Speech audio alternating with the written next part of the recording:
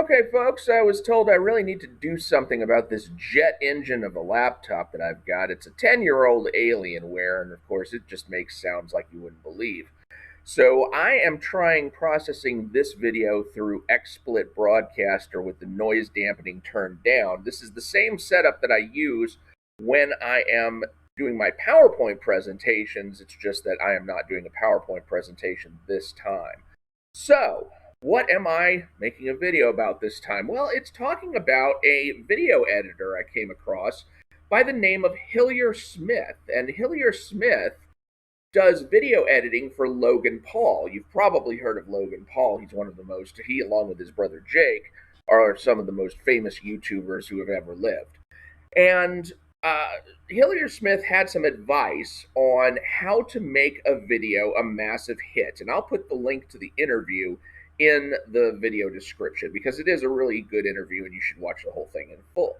So, Film Booth, who is doing the interview, asks, what is the best process for making a video that becomes a massive hit? And out of his answers, which I've kind of edited and compiled here, this is what Hillier Smith, whose videos have amassed over 5 billion views on YouTube.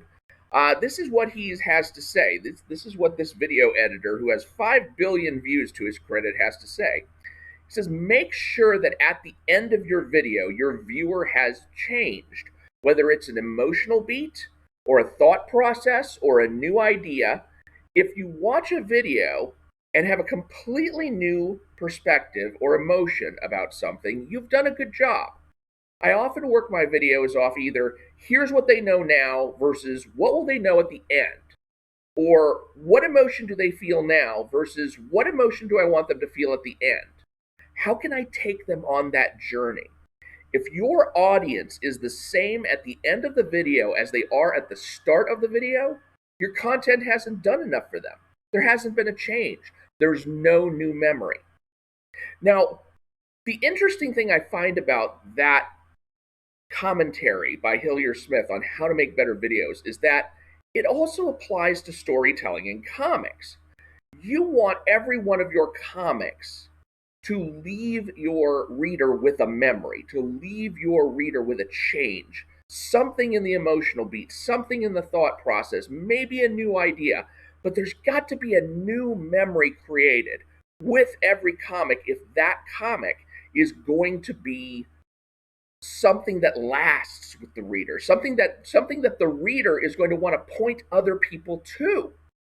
And that's what you really want to get out of your comic. It's not just something that the reader will take into himself or herself, but will also share with others and say, hey, you need to get this book too. This book was awesome.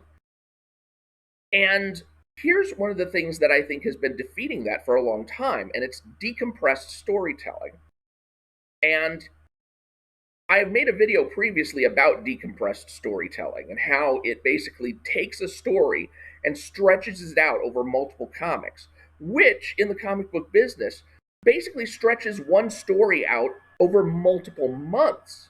And when you're doing that, when you're taking a story that could be told in a single issue and you're stretching it out over multiple issues, what you're doing is you're making it harder for that reader to have that beginning and end sensation, because we make memories in terms of stories. And in order for us to tell a story, that story has to have a beginning, a middle, and an end. And so, if you want the reader to have a memory, to make a new memory out of your comic book, your story, your comic has to have that beginning and middle and end.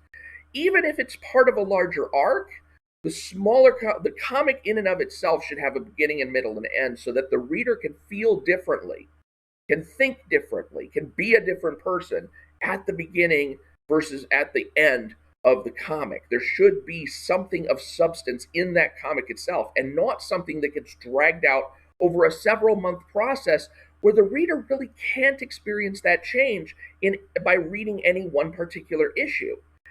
When I first encountered Brian Michael Bendis's Ultimate Spider-Man, and I know I've ragged on him I know I've ragged on him in a couple of videos already, but I'm going to rag on him again. When I first encountered Ultimate Spider-Man, I picked it up issue by issue because, it's coming off the rack issue by issue. Why wouldn't I buy it that way?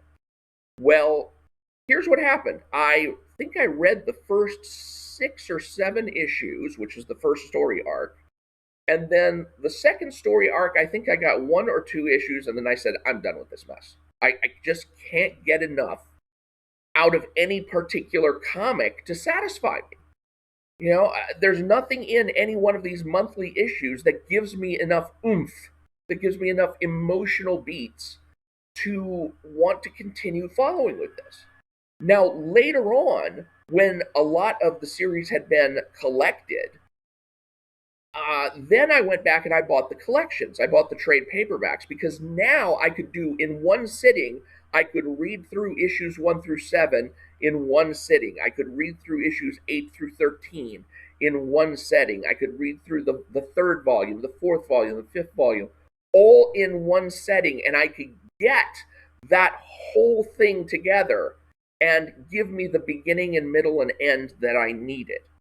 So, that is what you have to do in your stories. And that is why decompressed storytelling has become such a hell on the readers, is because it takes a story that should be digestible. And this is a word that was used by Hillier Smith in the video. He says, if there's one word I'd advise for content creators, it's make your videos digestible. And this applies to comics too. If you have a point here and a point later, and you don't need whatever's between those 2 points, drop all the stuff that's in between. And if you look at a lot of these decompressed stories that take place over the course of 5 or 6 issues, even 7 or 8, 9 issues, you can usually find a lot of stuff in those comics where, this whole particular scene could have been done in 1 page. This whole particular issue could have been done in 3 pages.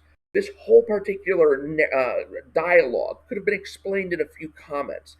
Every time you have the ability to take the substance of your comic and put it down in pill form that makes it something easy for your readers to swallow, then you give them something that's digestible, something they can consume in one sitting and think, wow, what did I just eat?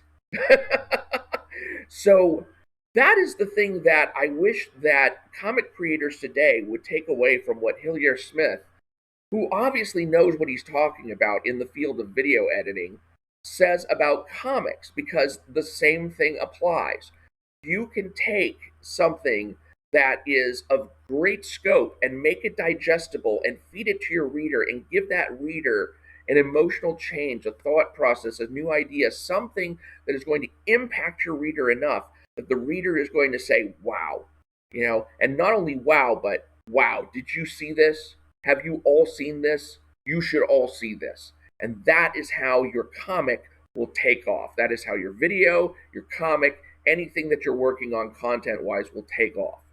Keep your reader in mind. Make sure that your story has a beginning, middle, and end, and make sure that there's a change that takes place with your viewer, with your audience, your reader, whoever it is. Make sure that a change takes place, and make sure that you just include what is necessary to make that change take place. So there is my commentary. I hope the sound quality on this one is better than it normally is. Wish me luck. I'm going with it. I'm Mike Partika. Thank you very much for joining in. Please do subscribe if you haven't already, and I will talk to you later.